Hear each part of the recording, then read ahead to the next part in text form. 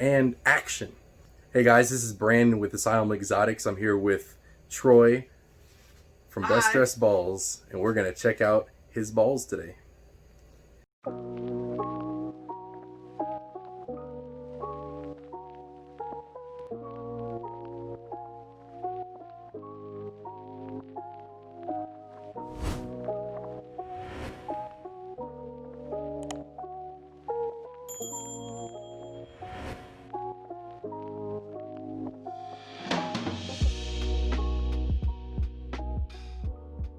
But welcome to my room. So I just recently moved into this room. I'm a basement breeder. I don't have that, awesome metal building out back, or some cool garage spot that I could, be outside and have some cool natural light. Instead, I'm stuck in a basement.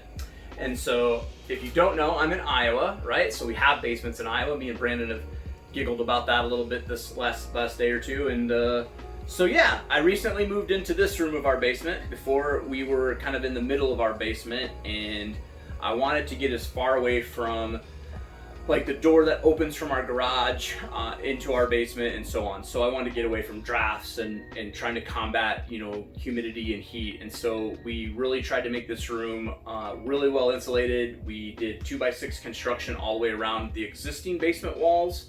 Other than a little bit of 2x4 construction on an inner wall, and did insulation and so on. And we're here today. I get to show off this new room and everything about it that I'm excited about, which I'm excited about my sink. Oh, don't have it on. That's funny. Don't mind that. But this takes me back to like middle school and washing like trays off. For anybody else that had to do that job. So, hey guys, again, I'm gonna start off with some snakes. I don't keep any secrets. So everything I show you today is I'm an open book. And so I'm gonna start with some sunset stuff. Oh geez, I'm gonna get bit right off the bat. All right. So cinnamon sunset. If you guys can get a good look at that. And what I always say about the cinnamon sunset is it tends to brown that animal out. And I think, in my opinion, again, this is just my opinion, I think that it hurt the project being it browned out a snake that is so orange and red as a single gene. And so I'm going to show you guys an inchy sunset where you'll get to see a little bit more color, but nothing bad about the cinnamon sunset. But unfortunately, in my opinion, it probably hurt the project. So I'm going to walk you guys over.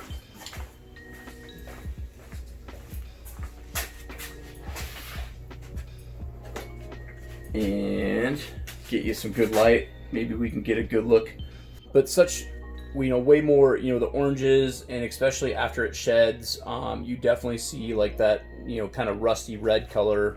I also have a leopard double het sunset pied. So working that angle, I think we'll take sunset into tri-stripe. I think the sunset clown is pretty awesome. And so I think obviously I'll have to go that direction too. So I always take anybody else's suggestions too. Feel free to reach out to me and tell me what to breed. So this girl reabsorbed onto me this year.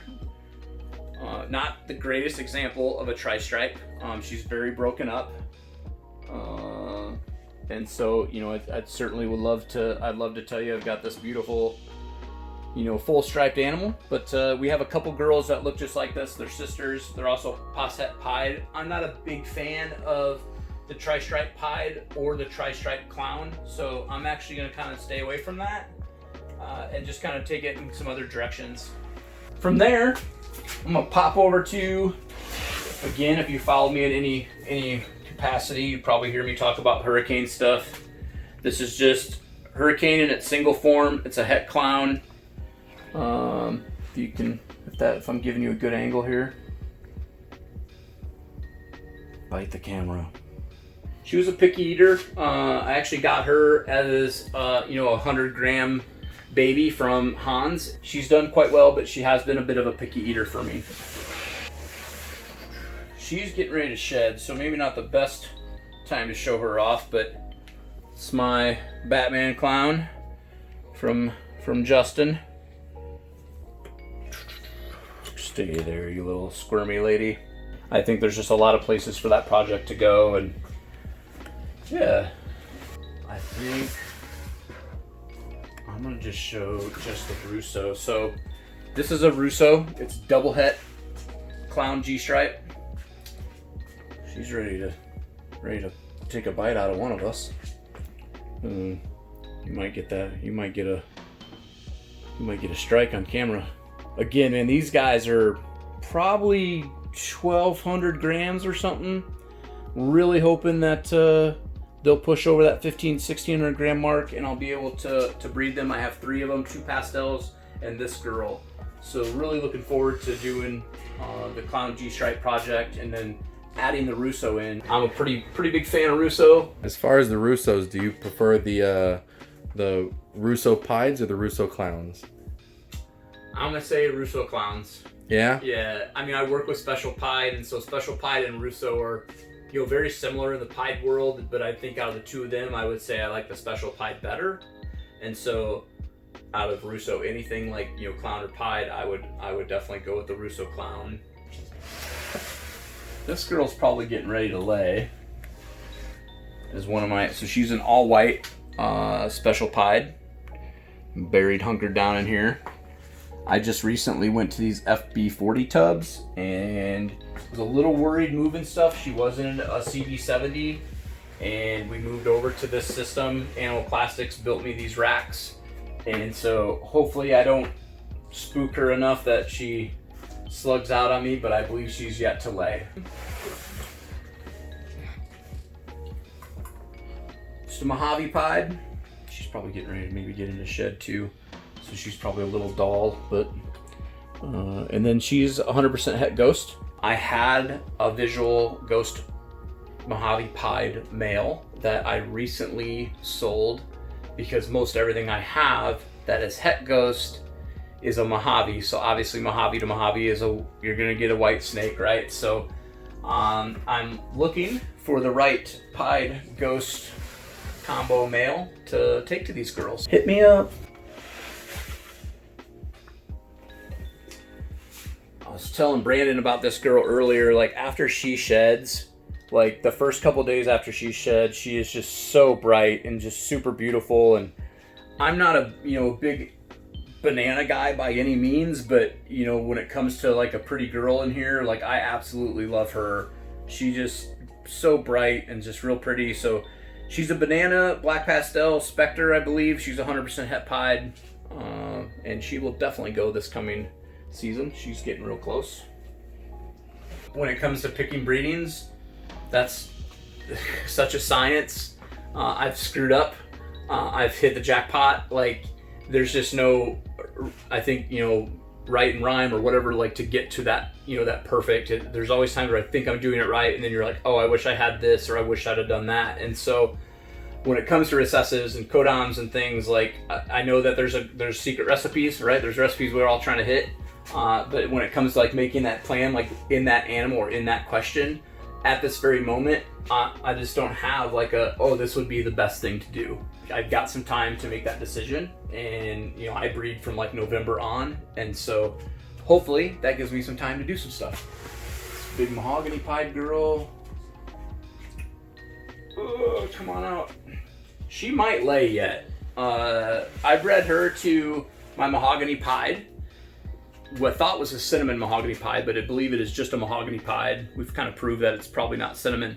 But again, hoping she may lay yet. So hopefully I could hit a Suma Pied this year. That'd be awesome. Yeah, certainly would be happy with that. I also have a Mahogany Het Pied Het Lab that I got from Justin early on. And she bred this year, but she has not laid. And so she is right here again. I believe she might be nesting. I've found her, on her back and stuff. I think that definitely she wouldn't give me a big clutch. She's pretty small yet. I bred her like right at probably a 1,400 gram because I wanted to see if I couldn't get into hitting a Suma or something this year. Again, I'm extremely honest, and so I will tell you, like, my greed definitely overplays, maybe the safe route, building her up and having a bigger clutch next year. I went ahead and hit her this year, and we'll see what happens, and if she doesn't go, then I guess that's fine, because then I have time to build her up for this coming season. I have a little project with JD John Dagg. If you guys know John Dagg, of course you probably should. He's the Stormtrooper guy, right? JD Constriction. JD Constriction. He's a good dude. And so I have a little clown project with him. I'm not going to exactly share all that detail. I said I'm not a secret guy, but I don't keep any secrets.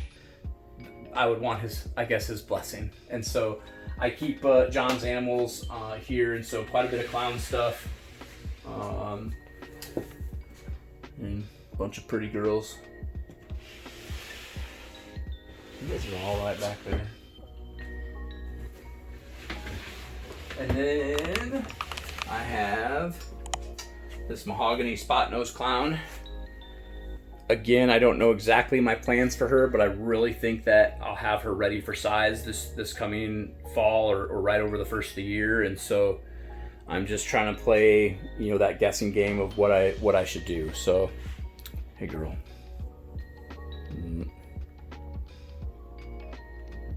I got a shatter.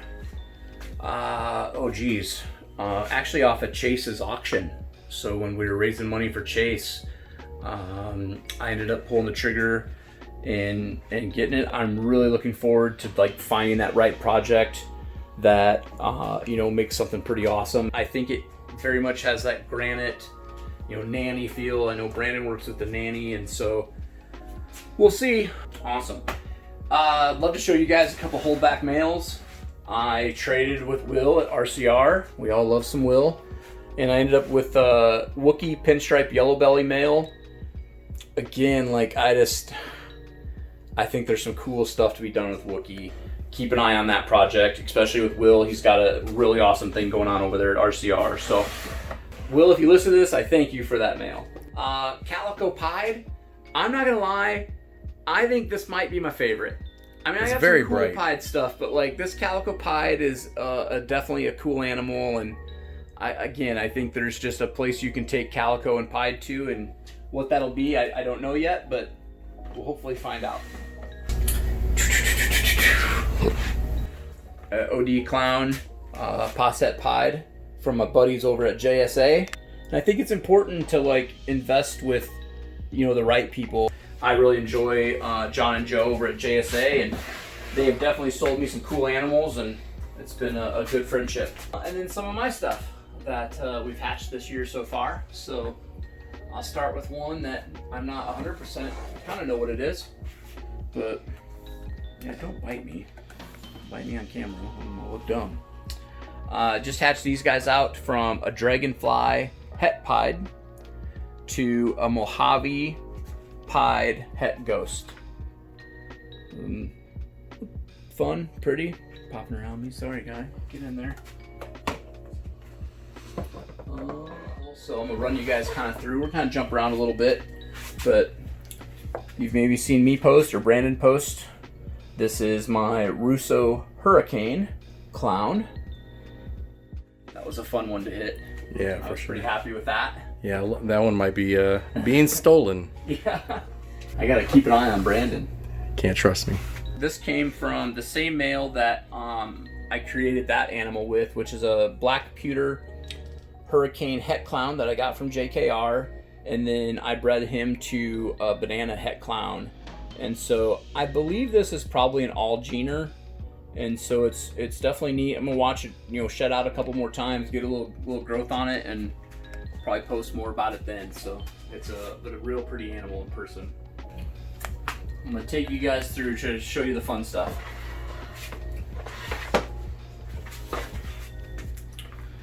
Get another Hurricane, so banana Russo Hurricane, 100% het clown. She's staying with me, unless Brandon tries to put her in her pocket.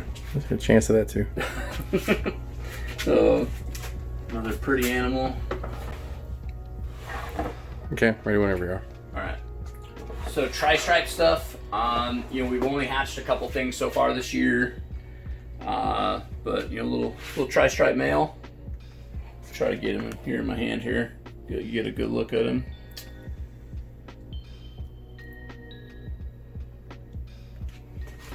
And then again, not too much different with his sister. And these guys came from a Mojave het tri-stripe to a het tri-stripe. and only had 3 eggs and hit 2 tri-stripes, male and female, and then also hit this little Mojave that's het tri-stripe, 66% het tri-stripe. And I'll probably actually keep her, you know, and just throw her in the mix. So I have the male side, but I have a breeder male that I held back, not the Mojave. My buddy Michael Jamie, if you guys check him out, he's got MJ Reptiles, hit a Mojave tri-stripe this year. So check him out, Facebook or Instagram. I'm sure you'll find him. Show you guys some other fun stuff that I did with the hurricane side of things. So this guy, and I always hope the color shows up well. Like, it's just such a pretty animal. And black pastel, Blaze, which Blaze not a recognized gene on Morph Market yet, but I'm gonna imagine will be soon. Ozzy working with it pretty heavily, and Hans, of course. And so I think it does some pretty cool things with the color, whether it's an enhancing gene or whatever people want to say. I don't know yet, but man, when it comes to the color of these animals that have it in it, they're screaming. So yeah, so here's like a banana version of it. And again, like, I don't know if I bounce out of that light or not, if it helps, but it's just so orange. And my female is a black, I always say, I have to think, right? Black pewter, banana black pewter specter, and it's possible het G-stripe. So I don't know if I end up holding one of these back and like trying to see if I hit something crazy in the G-stripe world with it, but it's worth a gamble for me. Definitely will end up holding something back. Yeah, I know you're a biter. You might have a little bit of a bad shed on there, but so black pastel pied, but it comes from a specter, and I generally think black pastel pieds like this is so much darker typically, and so I don't know if the specter is at play here. I think again it's something maybe worth holding back and messing with and just seeing what it produces. You're down on. Just hatched this little beauty. So this is a Huffman special pied. Again, if you follow me in any content, like I've been doing special pieds for 5 years or so, 6 years, something like that, 6-7 years maybe even. And so this year I did a Huffman het pied. My Huffman pied male was not up to size, so I went with my Huffman het pied to a special pied girl, and I definitely, you know, hit this Huffman special pied, and then I think there's maybe a couple other kind of cool things in the clutch as well. All right, guys, invested in the Monarch project this year. Picked this guy up here in the States. It came from a guy's collection who got all of his animals from the UK, so out of the Burgundy line. And so I went ahead and I've purchased a couple females from over the UK, just waiting to receive them.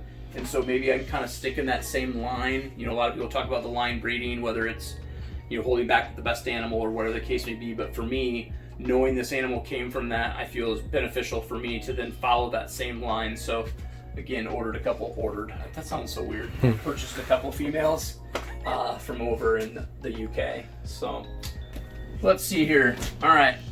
What's best for me, Brandon, for me to show this? Like, you want me to take it to the table? Or you just want me to hold it? Yeah, we can take it to the table. Yeah? Okay. I'm going to try to be real careful so that if it's out a little bit... Oh, I think you just went back in. But we'll see what we can see. You can see the tri-stripe there. Oh, she kind of sucked back in there, so...